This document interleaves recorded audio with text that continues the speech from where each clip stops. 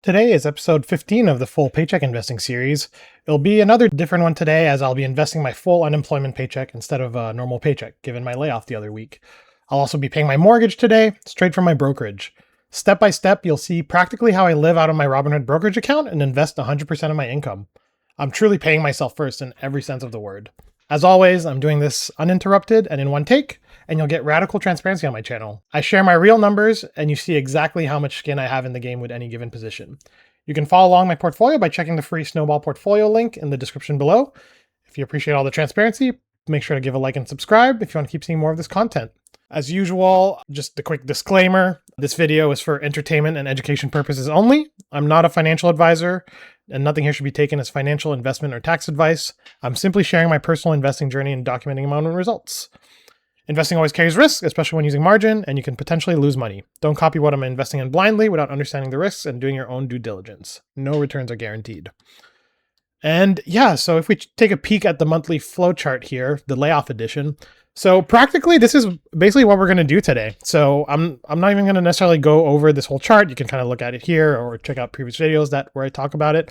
But I'll be basically doing this whole chart in real time, step by step in the video today. So let's just dive right in, investing my full unemployment paycheck. So if we pop over to Robinhood. So first things first, I need to give that usual disclaimer. Today, what I'll be doing is, as I mentioned the other week, I'm still having issues with the Washington unemployment. All my claims are still pending because of the self-employment income I declared the other week with my YouTube stuff. And apparently the backlog's like 14 weeks. So as a stopgap, what I'm doing is I'm paying myself my unemployment by basically taking out the money I would have gotten from unemployment from my HELOC. So $1,152. And yeah, transferring that to my brokerage as if I'm getting unemployment. And then whenever the Washington unemployment does get their stuff together, then I'll just basically take the back pay that they send me, and then I'll send that back to the HELOC to pay off that money I took out. We pop back over to Robinhood. So definitely a little red day today. So kind of excited to buy the little dip here. So let's just transfer over that money. So let's just do deposit funds. I've kind of pre-transferred stuff to my savings account here that I'll push that over to. So $1,152 is what I would have gotten from unemployment. So let's just transfer that over. And right now I have 38.2K of cash available for withdrawal in the individual, as you can kind of see there. And let's just transfer that over. Cool. And got the instant deposit. Great. And you kind of see the buying power went up there. The margin total went up. The margin used went down. And let's just get that invested. So I was thinking of actually just investing it into like just one thing today. So initially I was debating between XPAY and TSPY. TSPY because I'm getting paid it later this week and just wanted to kind of get ahead of it and boost that payment a bit. But taking a second look at XPAY. So if we go to Snowball actually, and then go to the holdings here. So this is my anchors, right? So XPAY, let's just open up that, and TSPY. So yeah, if we look at there, you can kind of see all my buys along the timeline, right? So I didn't quite end up buying at the April lows last year, but I bought like on the swing up. So got some good appreciation of XPAY over the last year. And yeah, so I bought kind of like right around the end of May here, right? And then kind of appreciated up, which was nice. And then it's kind of gone down now with like the volatility and everything. So it's kind of getting pretty close to the tariff lows from April, right? So like it bottomed out at like 46 or so. And right now it's at 47. So probably a good time to buy. And if there ends up being an upswing, or maybe it'll still be a downtrend, but I'll probably just keep buying on the way down. But yeah, given all my previous buys, I think this is probably a good point to buy. And that's below my cost per share now at this point. And then for TSPY, yeah, there has been that same dip because it's the S&P 500, it's the same index, but just hasn't been as strong on TSPY. So I'm going to do XPAY today. So let's just do 1152, do that. So you should see this buying power just go down by exactly that same amount, right? Review order. Cool. Great. So bought that. And then, yeah, you see the buying power got adjusted there. And now for the mortgage. So if we pop over to my little bill paying sheet here. So we're in March right now. The last bill to pay for this month is the mortgage, right? And actually, let's just add the 1152 here. So yeah, this is how it's looking for this month. So between my severance and the unemployment paychecks, actually made 13.7K of income all together. Between that, the dividends, side income, cash back, all that, monthly rent income. So pretty good overall. Definitely a lot higher than my paycheck. Like normally with my full paycheck, along with all the extras, I'd have been at like 16K plus. But yeah, so little 3K drop there, but still pretty good overall, right? And then we can kind of copy this over to say that's paid as far as like the income goes. And yeah, so this is my mortgage today. So $2,998.31. And today I thought I would do things a little bit differently, just because I've heard the concerns from people that, I'm using spending a lot. And this is actually apparently going to be going away potentially at the end of April, according to Robinhood and people that have reached out to their support. Given that makes sense, given that they have banking, but also it's not great because I don't have access to banking yet. So I was thinking that there's a different way I need to be doing stuff, and also to still replicate some sort of banking experience, right? And so my thought there was to actually open a second brokerage account. So that's what I did last night. And also because I'm kind of doing this ahead of my new job too, because I don't want to be setting it up with spending if I have to change the numbers again in a couple of weeks. So what I'll be doing is, you may or may not know this, but you can direct deposit your paychecks into your brokerage account, right? So technically with those direct deposit numbers, you could use that for depositing, but also for bill pay. And I've done the test on my individual brokerage and it has worked. So I'll be doing that with a secondary account here. So I started a secondary account here, just called cash account, has $0 in there. And so what I'll do is that I'll actually transfer my mortgage payment in here instead of the spending account. And then I'll actually just withdraw it straight from here and kind of pay the bill that way. And I'll show you kind of where you can find the numbers for that. And what's nice is that this is a cash kind of brokerage account. So that will be earning interest on any cash that sits there. So at any given time, my paycheck or my bills will just stay a couple days, but it'll be a couple dollars interest a month. That's still money's money. But yeah, so that's what I'll be doing. So the main thing to keep in mind is that, so if we go to account over here, if you go to account and then transfers, and then if you go to manage direct deposits here, let's say you want to do cash account, right? So this one, what's nice is that you do have a routing number here. So this is the same for everywhere. This is the same across the spending account. And then you have your cash account number. And of note, this number is different than what's in your settings, right? That's kind of like an internal Robinhood number. This is an actual account and kind of routing number. So this is what you can use to basically set up direct deposit. So that's what you give to your job for your paycheck if you want to deposit straight to your brokerage. Or you could also use that for bills, right? So there's a lot of bills that I use, for example, my mortgage, my insurance and stuff like that. That's using the account and routing numbers to just pull directly from my spending account. So what I'll do is I'll basically use these numbers for my mortgage payment today, and I'll withdraw my mortgage from that other account I just showed you, right? So so that's where you can find that. Again, you can kind of just go to account, transfers, manage direct deposits here, and then you can kind of select your thing. So here I have my spending, but here there's the new cash account I opened. I gave that name, right? I named that way. And then that's my individual. This is the one that we were always looking at. But that's where you can kind of find all these numbers here. So let's just do that. If we transfer, if we go to the cash account here, I just want to transfer. And let's remind myself of the mortgage, 299,831. So we'll just transfer the 299,831. So I'll do that from my individual to 299,831 to my cash account here. Great. Transfer that. Great.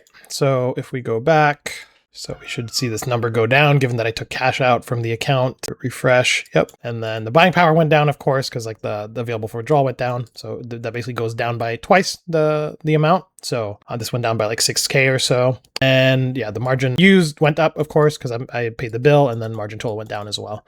So if we go over to the cash account, we see that this is sitting in there, right? So that money is sitting in the account there. Probably takes a second here for actually to show the cash kind of sitting there, but you can kind of see that the total balance there. And so what I'll do after this video is that those numbers that I showed you from the manage direct deposit section, I'll basically pipe that into my mortgage account, and then it'll basically withdraw the money probably tomorrow for the mortgage payment, right? But what's nice is that now this cash is sitting in this account for like a day or two, and then so I'll actually get a little bit of interest, the 3.35% interest on that. And that's what I'll do. I think what I'll do from now on is just transfer my paycheck directly to this cash account. So as if this is my spending account, and just transfer that over to the brokerage. So just because those couple days add up, right? Of like bills sitting there, my paycheck sitting there. So I'll get a little bit of interest. I'll go back to the brokerage and get invested as well too.